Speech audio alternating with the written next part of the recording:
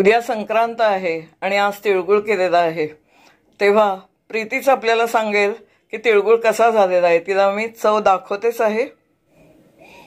तिळगुळ घे, गोड बोल. मी टेस्ट करते आणि लगेच सांगते कसा झालाय.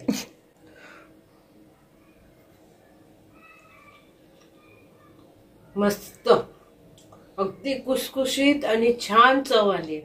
खूप सुंदर, जशी पांढऱ्या तिळाची होते त्याचप्रमाणे झालेलं आहे. त्याच्यापेक्षाही सुंदर झालंय. काळ्या तिळाचं खूप सुंदर झालंय. म्हणजे सर्वांनी करायला हरकत नाही. आणि काळ्या तिळाचंच करा तुम्ही.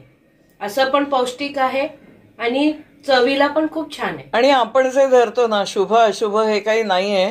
कारण आधी मी सांगितलंच आहे की कर्नाटकामध्ये म्हणजे जे पिकतं ते तिथे करण्याची पद्धत आहे. त्यामुळे माझ्या सासूबाईंच्या माहेरी हे असेच काळ्या तिळाचे तिळगुळ करण्याची पद्धत आहे. त्यामुळे मी ह्या वेळेला हे करायचा निर्णय घेतला आणि तसं अपलोड केलेलं आहे. खरंच अप्रतिम झालंय. पांढऱ्या तिळापेक्षा काळ्या तिळाची चव खूप सुंदर आली आहे. धन्यवाद. नर्मदे हर हर, अन्नपूर्णा प्रसन्न. तुम्हा रसिकांचं माझ्या रुचिरा चॅनेल सरोज कर्वे यावर मनपूर्वक स्वागत आहे. आपण आज संक्रांतीच्या निमित्ताने भेटत आहोत.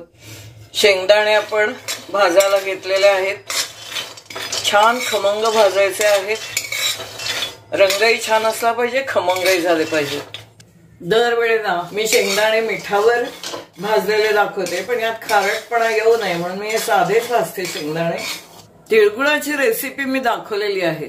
आपण जे पांढरे तीळ घेतो ह्या वेळेला मी काळ्या तिळाचा पौष्टिक असा, अत्यंत पौष्टिक, खूप छान आणि चविष्ट असलेले हे तीळ, पण आपल्याकडे ते अशुभ असं समजतात. पण कर्नाटकात याचा सर्रासपणे वापर करताना आपण बघतो. आणि त्यामुळे हे तीळ मी जेव्हा कर्नाटकात गेलेली होते तेव्हा मला याप्रमाणे खायला मिळाले. आणि जिथे जे पिकतं तर त्याचाच प्रभाव असतो ना. एरवी आपण तांदूळाची खीर करत नाही, पण जिथे तांदूळ पिकतो तिथे तांदूळाची खीर सुद्धा केली जाते. त्याप्रमाणे हे जरी काळे तीळ असले तरी सुद्धा त्याचा तिळगुळ खूप छान होतो. आणि त्यामुळे मी तो यावेळेला करायचं असं ठरवलेलं आहे. त्यामुळे हे तीळ आपण भाजून घेणार आहोत. ते छान निवडून सुद्धा घेतलेले आहे.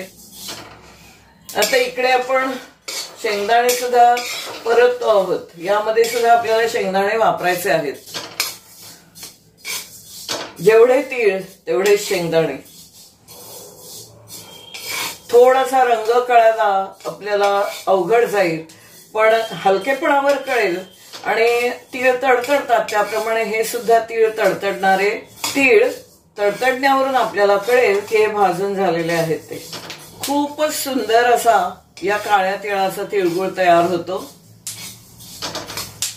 आणि हे खूप महाग असतात तीळ मिळायला सुद्धा आपल्याकडे, पण तिकडे ते कर्नाटकात पिकतात. त्यामुळे याचा तिळगुळ खायचा मला योग आला, म्हणून आज ते मी दाखवण्याचा प्रयत्न करते. तेव्हा आज आपण करतोय काळ्या तिळाचा तिळगुळ. हे आपले शेंगदाणे आता परतून झालेले आहेत. आपण ते गार करत ठेवायचे आहेत आणि मग मिक्सर मधून फिरवणार आहोत. हे आपले तीळ आता भाजून होत आहेत. रंगामुळे आपल्याला ते कळणार नाहीये, पण तडतडण्याच्या वरून आपण अंदाज लावू शकतो की झाले आहेत तयार की नाही. आणि खाऊन बघायचं आहे खमंगपणा करता म्हणून. आपण पाहतो आहोत की आता छान हेही खमंग असे भाजले गेलेले आहेत. हेही आपल्याला गार करत ठेवायचे आहेत. हे आपले तीळ छान खमंग भाजले गेले आहेत. कर्नाटकात याची चटणी सुद्धा करतात, ती पण अतिशय चविष्ट होते, आपल्या पांढऱ्या तिळासारखीच. आता हे तीळ मी पसरवून घेते आणि गार झाल्यावर आपण ते मिक्सर मधून काढणार आहोत. शेंगदाणे हे छान गार झालेले आहेत. आपण ते मिक्सर मधून फिरवायचे आहेत. छान असं गोळा होऊन आलेलं आहे. तेल सुटेपर्यंत आपण बारीक ते करायचं आहे. दाण्याचं कूट बारीक केलेलं आहे. हे काळे तीळ आता आपले गार झालेले आहेत आणि मिक्सर मधून मी ते काढते. एक वाटीपेक्षा थोडेसे जास्त घेतलेले आहेत. आपण तीळ मिक्सर मधून काढलेले आहे. आपण सगळं मिसळून घ्यायचं आहे. कोणताही तिळगुळ केला तरी त्याच्यामध्ये मी दाणे बरोबरीने घालत असते. हा रंग सुद्धा त्यामुळे तुम्हाला असं वाटेल की डायल्यूट झालेला आहे दाण्याच्या कुटामुळे.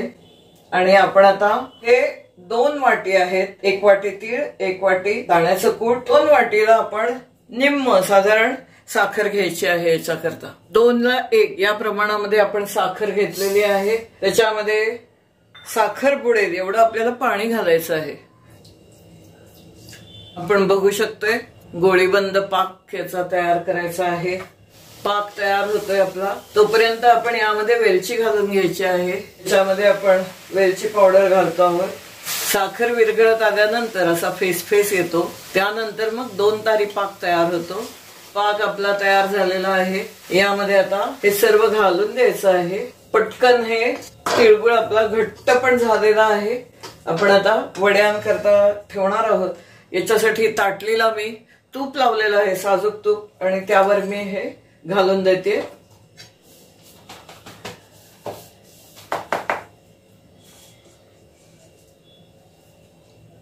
या अशा आपल्या वड्या तयार झालेल्या आहेत. गार झाल्या की त्या आपण कापायच्या आहेत. तुम्हाला यामध्ये काजू वापरायचं असेल तरी वापरू शकता. ड्रायफ्रुटची पावडर सुद्धा आपण याला घालू शकता. साखरेचं म्हणलं की पटकन वडी तयार होते. त्याच्यामुळे आपल्याला हे काम लवकर करावं लागतं. अशा आपल्या छान अशा तिळगुळाच्या वड्या तयार आहेत. तुम्हाला जर आवडल्या तर त्या तुम्ही करू शकता याप्रमाणे, आणि मुद्दाम करून बघा आणि मग तुम्हाला समजेल की खूप चविष्ट, स्वादिष्ट आणि तब्येतीसाठी चांगल्या असलेल्या ह्या वड्या तुम्हाला नक्की आवडतील. तुम्ही जरूर जरूर जरूर तयार करून बघा. याप्रमाणे करून पण बघा आणि आवडलं तर शेअर करा आणि चॅनेलला सबस्क्राईब करा, लाईक करा, कमेंट करा. धन्यवाद. भेटूया पुन्हा अशाच एखाद्या व्हिडिओसह. धन्यवाद.